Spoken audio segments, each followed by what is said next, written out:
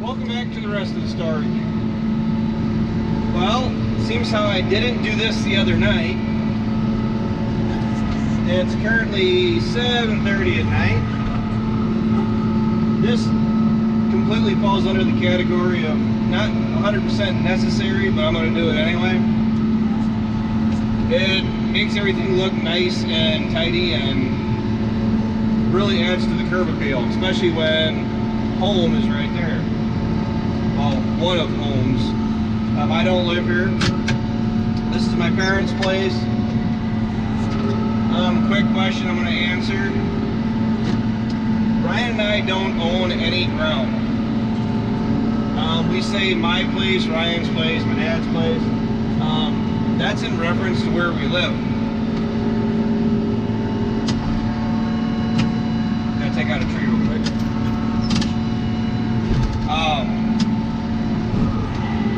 As far as crop ground that we run, Mom and Dad run everything that my grandpa had. Ryan and I, all the ground that Ryan and I run is rented ground. Just a quick Q&A for people that are new to the channel. Something else, a subject that I'm going to touch on. Seems how this is going to be another talk in the cab video. Why only green? And why do I only have interest in green equipment? I could go with the short answer and say green is the best. Green is the only thing worth owning. But I think I'd upset an awful lot of people with just a simple, generic answer. Seems like I should at least be able to back up my justification for just running green. Well, the answer, the true answer, is really simple. I've heard other channels say it themselves. I was raised on it. That's right. It's not that deep of an answer, guys. It's pure and simple. My grandpa had John Deere tractors when I was growing up, and I fell in love with them. I've been in different other brands machinery.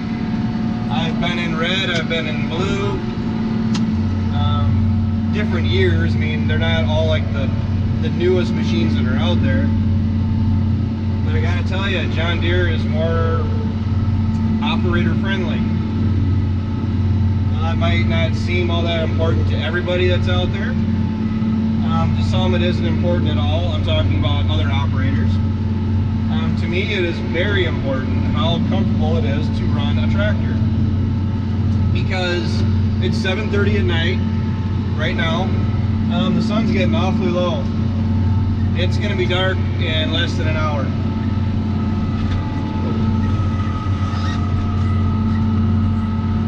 Just grazed that power pole. I think I'm getting pretty good at this. Uh-oh.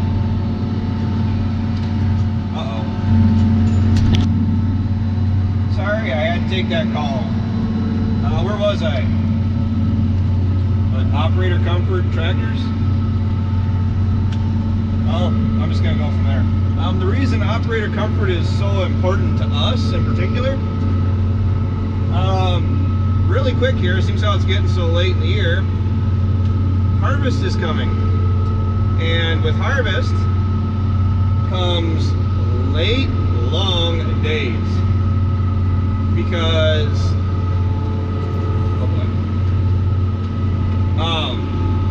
tillage, harvest.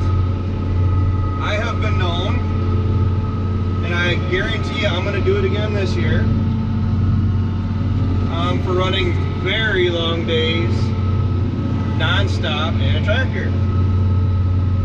18, 20 plus hour days, nights, whatever you want to call it, are pretty common with me.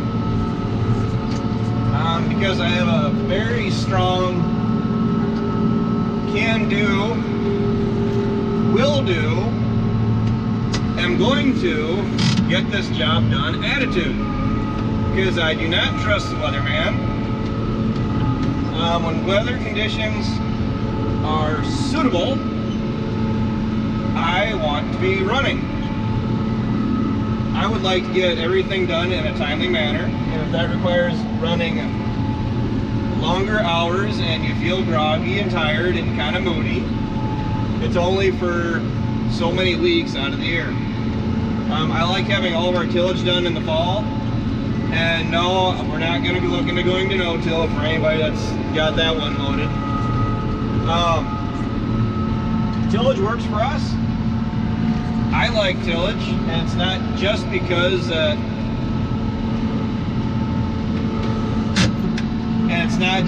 I like driving tractors. I see the benefits of it. John Deere tractors are very operator friendly, and they've only gotten better the newer they get. That's how they can justify costing so much, which I know is a terrible thing to say. But with these machines being able to keep you from getting so tired so quick, you can run those longer days a lot easier. I can tell you right now,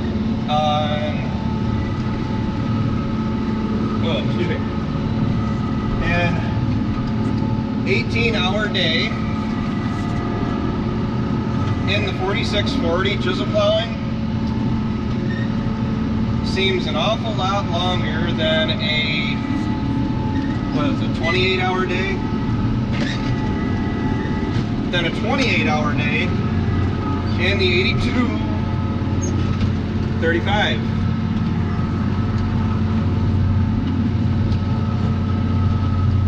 Here goes some of my $2 corn.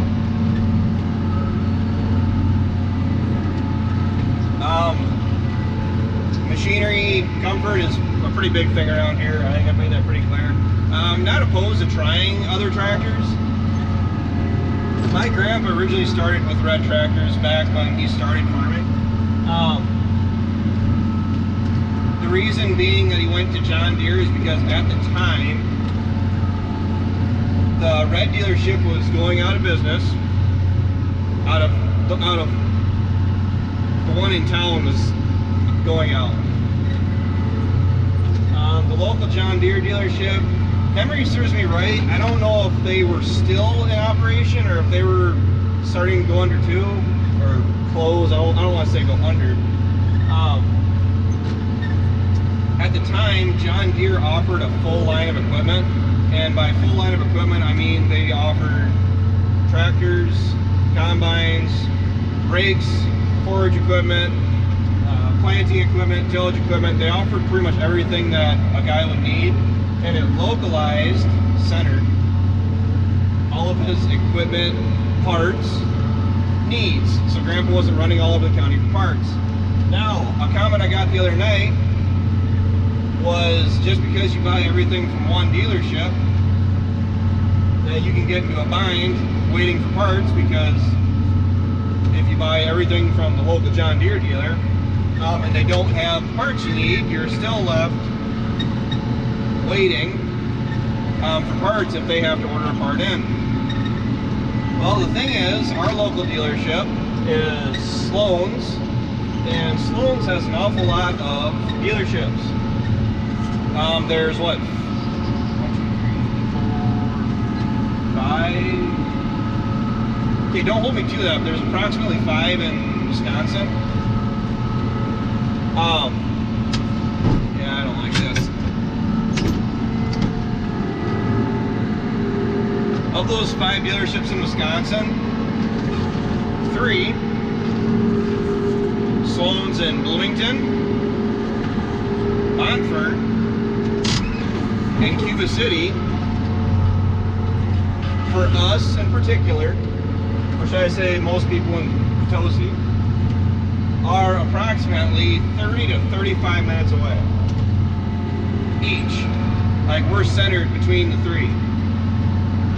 So now what that does is, like when our round baler's PTO shaft blew up and Sloan's in Bloomington didn't have it, Sloan's in Montford did. So it still took us just as long to drive from here to Montford and back as it would have to go to Bloomington and back. So that does not pertain to everybody out there, but we were able to get parts, even though they were at a different dealership, just as fast as if they were at the local dealership. That's my answer on that. Locally, John Deere is pretty big. There's a lot of red tractors in the area, but the closest, the closest machinery dealer is Finney in Lancaster. It's a red dealership. Nowadays, it's kind of hard for anyone to pick up their whole line of equipment and go to something different. I mean, it'd be really expensive for us to sell off all of our green stuff and go to blue or go to red or go to yellow, orange.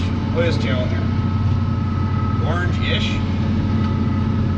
I mean, I'm not bashing on any of those other dealerships, don't get me wrong, and I do respect the fact that they all have their own perks in their own way,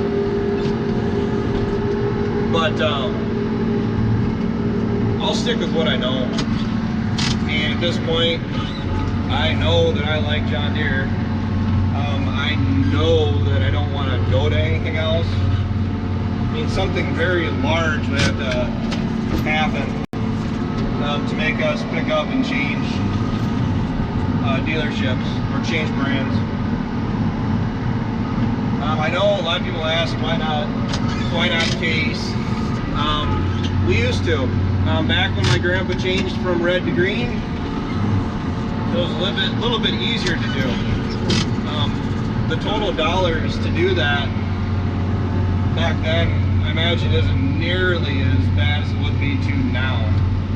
I mean, for instance, that 4020 of my dad's, my grandpa bought that 4020. Oh, what did he do? I have to ask Dad. For the most part, he bought that 4020, a 5-bottom, say to rock, a 5-bottom plow. I think there was a third thing, but the 4020, yeah, just that in itself, that 4020 and a John Deere 5-bottom plow, Grandpa bought brand new, $8,500. Okay, where can you go nowadays to buy a brand new tractor and a brand new piece of tillage equipment for 8,500 bucks? Nowadays, 8,500 bucks, I don't think would pay for the tires on most of this new tractor. See, you're getting me all wound up. $8,500 probably wouldn't replace the tires on any of this newer stuff anymore. And stuff's just flat out expensive. You gotta pick and choose where your money's gonna go. And myself, granted, iron is fun. Iron is needed. And don't get me wrong. I do know we need a different combine. I do know we need another chore tractor like this. We need another tillage tractor, or a bigger one at that. I'm pretty serious about going to a 4-wheel drive. I mean, granted, it wouldn't be a brand new one, but just going to something that can handle some larger implements. We've lost out on some tillage purchases simply because we knew we couldn't pull it. We could ship the 82, tune it. Was it CNC diesel out of South Dakota, North Dakota? If anybody, I'd probably have them do it. And I just can't bring myself to want to tune it.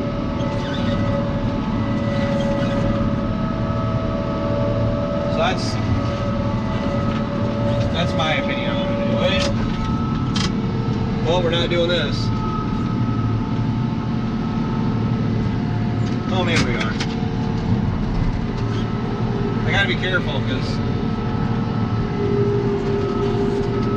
if I get stuck, as of right now, it's me, myself, and I that's getting me out. Because currently I don't have anybody here that can help me. Yes, I am working on the combine. Dad and I pulled that shaft out of that transmission. We're redoing the seals, plus we got a bunch of worn parts in there that are all